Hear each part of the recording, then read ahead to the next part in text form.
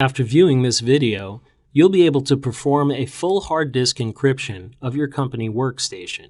Select a workstation on which you wish to perform the full disk encryption and double-click it. You'll see the workstation's details appear. Click the Full Disk Encryption button to start a wizard which will guide you through the process of encrypting a workstation. Based on the workstation's system, hardware, or other information which is available to the enterprise server, a basic compatibility check is performed, and if no incompatibilities are found, you can select a start mode to proceed. Normal start mode means the encryption starts normally, with all safety checks enabled, and does not require a workstation reboot. Safe start mode means that additional pre-boot tests will be performed before the encryption can begin, and the workstation must reboot before the actual encryption can start. On the next screen, select the first full disk encryption user.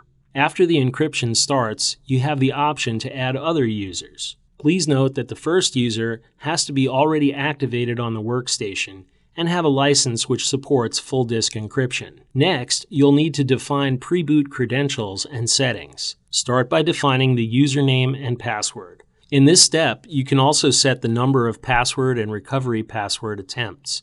In addition, it's possible to allow users to postpone the encryption start for a predefined number of restarts, and also to email a user his or her full disk encryption login credentials. If the workstation is part of the domain, you can also check the single sign-on option, which will enable the user's domain password to also become the pre-boot password.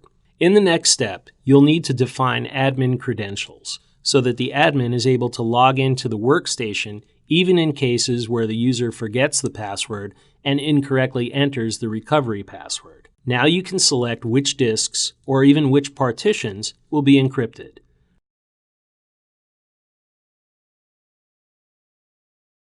The final step is to confirm your selection by pushing the Start Encryption button. Once this task is processed, you'll notice that the workstation status has been updated.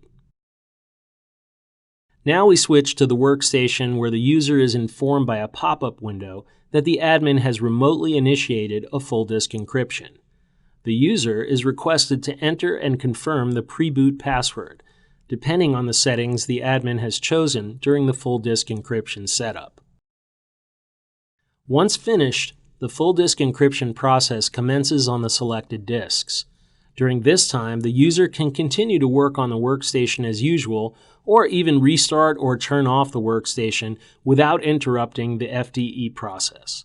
If the machine is turned off before the encryption completes, during the subsequent computer restart, the user is requested to enter the pre-boot username and password in order to use the computer. After a successful login, the full disk encryption process will continue where it has stopped. It will be paused during the first 5 minutes after the computer start so that it doesn't slow down the workstation, and will resume after that. After the whole disk is successfully encrypted, the user is notified of that fact with a taskbar pop-up message.